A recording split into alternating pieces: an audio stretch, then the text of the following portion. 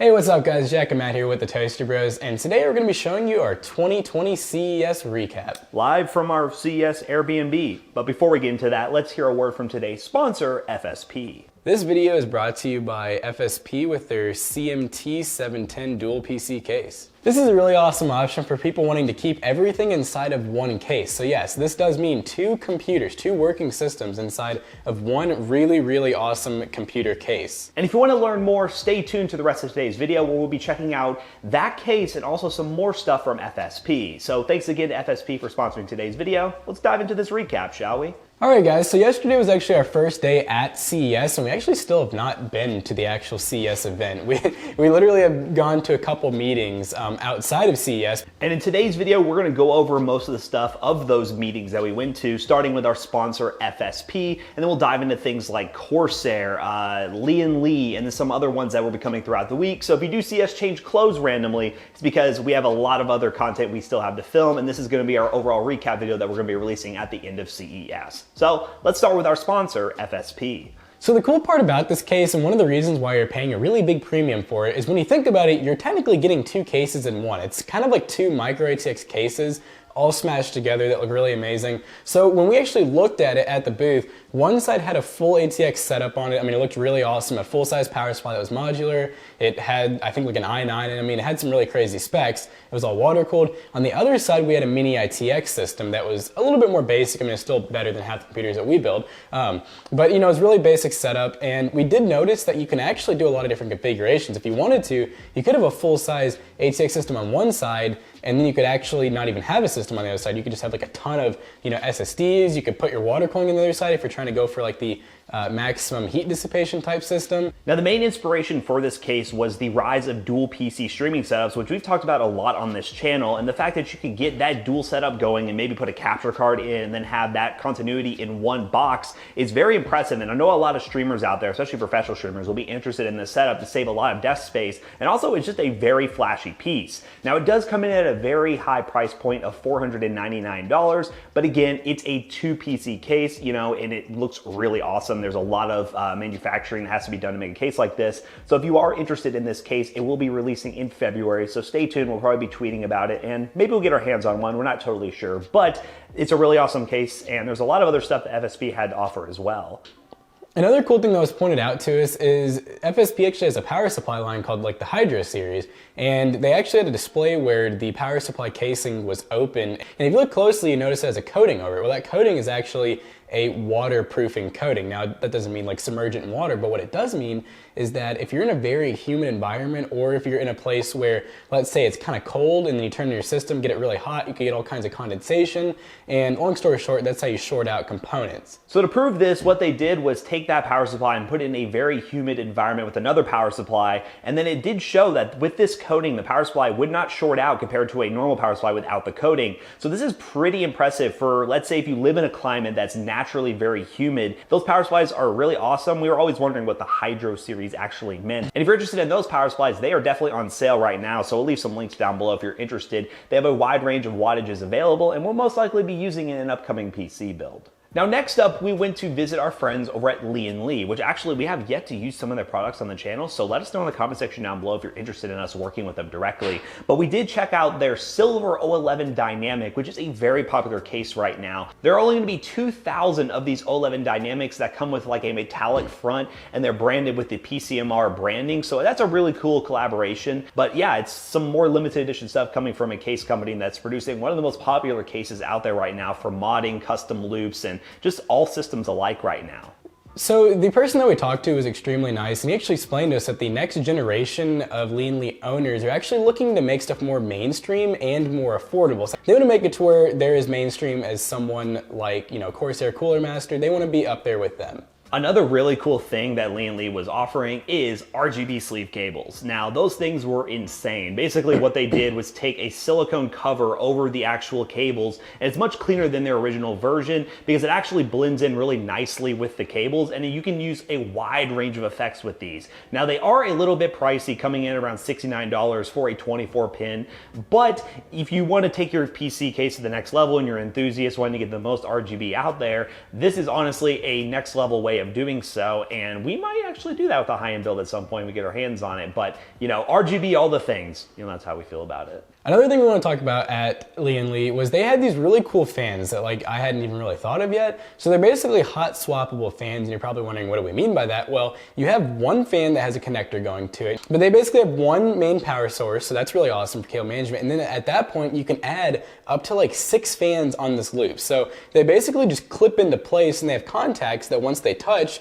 the RGB turns on and the fan turns on. There's nothing else to it. There's no more cables. They literally just slide together. And the crazy part was, for a 3-pack with all the connectors you need and everything, it's $69.99, which is honestly pretty insane for fans that are able to do that, considering that there's a lot of fans out there that cost almost $100 for 3 to 5 RGB fans. Now, we also were able to stop by the Corsair booth, which basically includes all the companies they've bought up within the past few years, which is Origin, Elgato, and Scuff. But Corsair themselves had their really cool concept case called Project Orion, which basically uses individual LEDs. When they're turned off, you really don't even notice they're there, to basically add another level of RGB to a tempered glass case. If they could add more LEDs to this at some point in the future, I can see a lot of people making really cool artifacts and different pixel art designs on the side of their cases and on the front of their cases. But overall, this is just a concept right now, so they were aiming at 2020. It's definitely going to come in at a premium price point, but it was still a very cool concept to look at.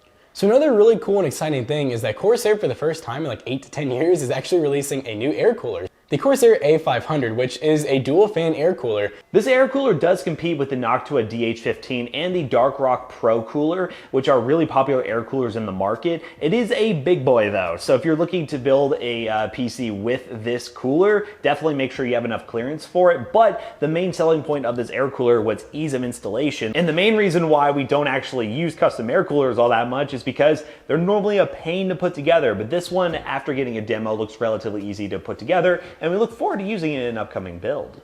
Now, to touch on another company that Corsair owns, Elgato released their 4K 60S Plus, which is a very exciting capture card because it has a built-in recorder on board that allows you to record externally without a PC. Now, this could be important for us because we won't have to plug up for external recording a dedicated computer to record into OBS. We can actually record directly to an SD card on this capture card and don't have to worry about a second PC setup. It's also very useful for people who take their capture cards to like LANs or tournaments and want to get some external recording without having to lug around a PC. And it is a really awesome capture card, and Elgato is really innovating in the space when it comes to capture cards. And lastly, we'll just touch on Origin real quick. They were showcasing their dual Xbox and PC setup and console like thing that they were doing. But the main concept is they took a 2 PC setup concept, but instead of having 2 PCs, one of them has a PlayStation 4, one has an Xbox and a PC. So it's kind of cool for streamers who mainly do console content, who want to have like a very clean setup to basically capture on a PC. And then maybe if you want to, a concept they showed is having one PC with like a cable running across to like a living room setup, and then having a desk setup for the PC. So that's kind of cool, but it does come in at a premium price point, and it kind of did inspire us to maybe potentially do our own at some point. So be sure to let us know down below if you're interested in that. But another cool concept that is actually a thing out there, so it's not just a concept, but it's something that, well, it's a premium market for, and maybe if you're interested, check the link down below. But overall, the Corsair booth was pretty cool, and well, we're gonna go to more now, and we'll come back to you in a little bit. Now, the next day at CES, we had a meeting with Nvidia, which was actually a great experience overall. They were showing off a couple of new things, not a whole lot of major updates. They were showing off more of the ray tracing with Minecraft and just some other ray tracing demos that some of us haven't been able to see on hand yet, but it was actually a really cool experience. And also, they reiterated something that we're making a focus point in 2020, which is laptops right now. And you can get a laptop for around the $600 to $700 price range that performs really well and close to a higher end desktop. And they were showing a lot of thin and light options that they had their suite through a wide range of vendors that they work with. And it was actually really cool to see the development of the gaming laptop and how it can be used for more than just gaming and not have that boxy, like, overly aggressive gamer look to it with the red LEDs and craziness, but it actually looked really cool. And overall, the Nvidia suite was pretty nice, and we definitely look forward to seeing what kind of stuff comes from their booth in the future. So later that night, we actually met up with some of the members of the Tech Fam, which includes Zach's Tech Turf, Tech by Matt, OzTalks Hardware, and Scattervolt, along with some of their editors and people who help work for them. So it was a really cool experience to hang out with them. We actually filmed a Q&A podcast that's gonna be going live on Scattervolt's channel at some point. So whenever that happens, check the link down below, check out Scattervolt's channel, subscribe, you'll see that going live. A lot of behind the scenes stuff and a lot of different stories to tell during that Q&A session. It was a really good time. And the last appointment that we had at CES was actually Crucial, which was actually really fun because we got to go into their suite, look at all kinds of new RAM, especially some new RGB stuff under the ballistics branding and everything. We got to speak to some members of Micron, of course, as well. And we also got interviewed, which that was pretty fun. We had to, redo it like 7 times due to lighting and just kind of messing up and whatnot. But it was still really fun, and we'll probably leave links for that down below as well if we can find it on their Twitter and whatnot. But that was also really cool, and we're excited to see some new stuff coming from Crucial.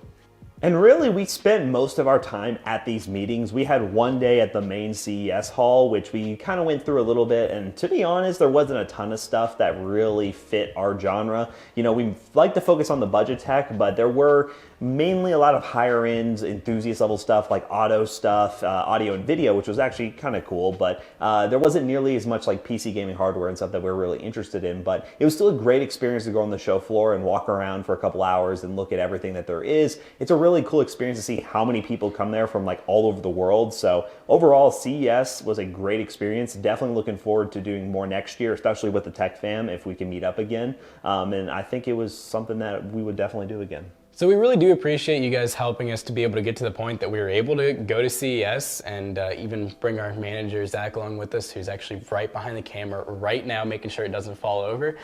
But we really do appreciate all the help and love and support. Don't forget to like, comment, and subscribe, and we'll see you guys in the next one. Check out our sponsor again, FSP. Bye-bye.